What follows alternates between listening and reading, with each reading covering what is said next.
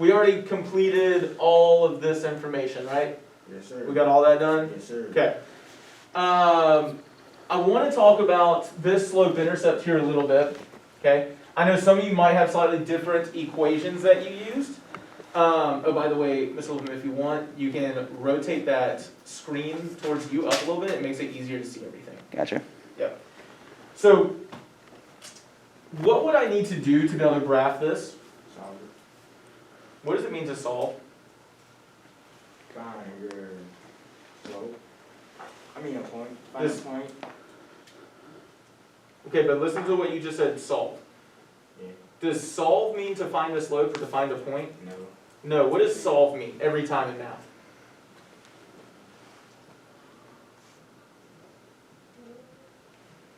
Get the problem.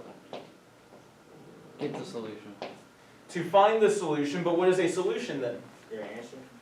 No. Whatever makes the equation inequality or equality true. Remember, your answer can be wrong, but a solution is what makes the equation, makes the inequality true, Makes the okay? mathematical representation.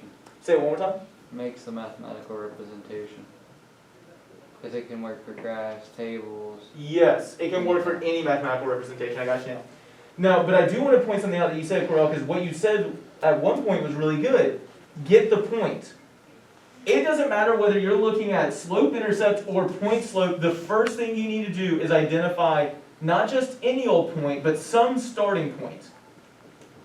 So when I'm looking at slope-intercept, y equals mx plus b, what is the starting point? Is that a point? MX.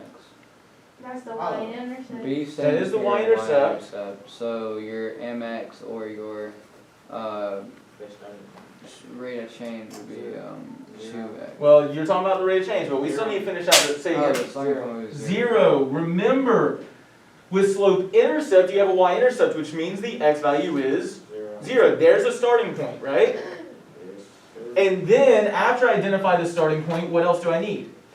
Rate of change. The rate of change, which is called the Right. slope, right? Slope. Now, do not ever forget this. How do we identify the rate of change for a linear function? Well, this is 2 over 1. Watch the language there, be a little bit Divide careful. by one. 2 divided by 1. But how do we know that the 2 divided by 1 is my slope, my additive rate of change? Because b multiplied by x. X, let's repeat the x. There we go. Remember, multiplication is repeated addition. Yep. So, and the reason why I'm bringing this up, because we should be able to graph that pretty well. That has not changed over here. What's the first thing I need to identify from an equation like this?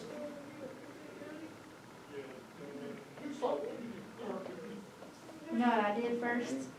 I found -3 and then I graphed it and then I went up to, oh, what? You know, we're looking at this one, right? Oh, sorry. You're good. Oh. So I will say, Is 1 -2. so you think this, the starting point? So notice though, Kelsey is talking about the starting point, right? What's the first thing we need to be able to graph this? A point. We still need a point, right? Y equals m times x minus x1 plus y1. We still need a starting point. Now Kelsey thinks that starting point is 1, -2. What do y'all think about that? Oh, wait, I messed up. Yes. Yes. Peyton, do you agree? The starting point for that's -3. What's negative 3 points? For this one? Oh, for that one, no, it's -2. I mean, we got the -2. You agree with the 1 as well? -1. Why do you think it's -1? What's the negative? Well, because it's trying to be positive. Oh, yeah, you was originally subtract. Oh, wait. No, yeah, you're right. Originally we were what? Oh, Subtracting. So for subtraction to become a positive, we had to subtract what kind of 1? A negative. Negative. Right? So in order to get a positive right here, we had to subtract a -1. So the x would be -1. Mr. Lipham taught me that.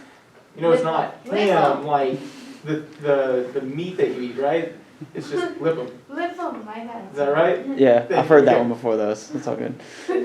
Mr. Lip Ham, I love that ham on my lip. Roll Tide. All right. Anyways, -1, -2 is my starting point, and then how would I use that to, or what could I do next to get the line? slope. You can use your slope from the point. So slope equals negative 3/4. I've got my rise and I've got my run. It's exactly the same between slope intercept and point slope. We just have to identify what's a good starting point, what's my rate of change, what's my slope. And so notice -1, -2.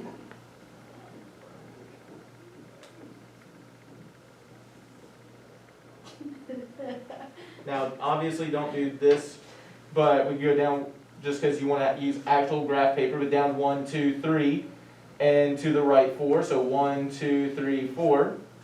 Or up 1, 2, 3 to the left. 1, 2, 3, 4.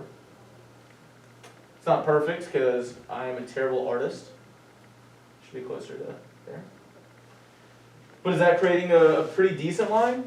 Yeah. Now what can I do to make my line better? A ruler and graph paper. And graph paper, okay?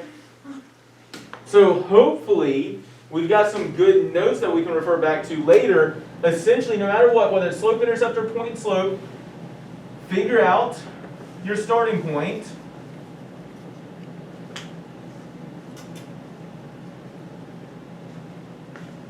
And use slope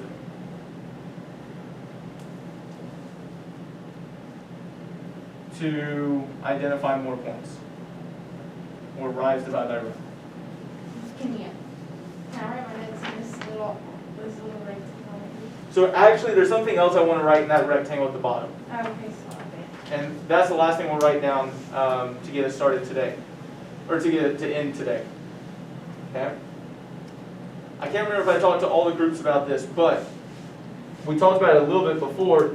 No matter what, it doesn't matter, and the reason why I wanted this in the rectangle is because notice how that rectangle goes below all three. So this is something that's true for all three, whether it's standard, point slope, or slope intercept.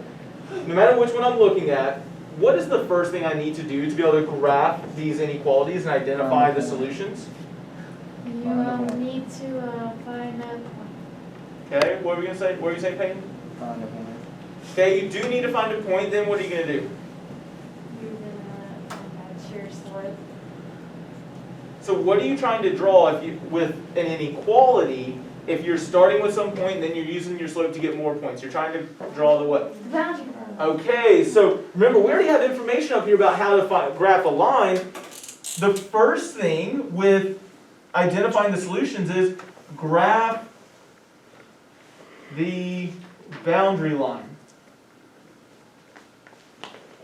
to start identifying solutions of a two-variable inequality. That is the first thing you need to do. That is where we're going to stop today. We're going to wrap this up tomorrow. Hopefully, we'll finish the whole Teacher, graphic. two-part interruption. I need to talk to the past nation real quick. Brian said he only pulled a fast one on us, guys. If you want to get tickets to the varsity games Friday night at Bryant, you need to get online now on GoFan. There's only evidently like 32 tickets left, so hopefully you'll be able to get in. But if you're going to try to go Friday night, you need to get online now. Appreciate it. You stopped recording it. We're done. Yeah.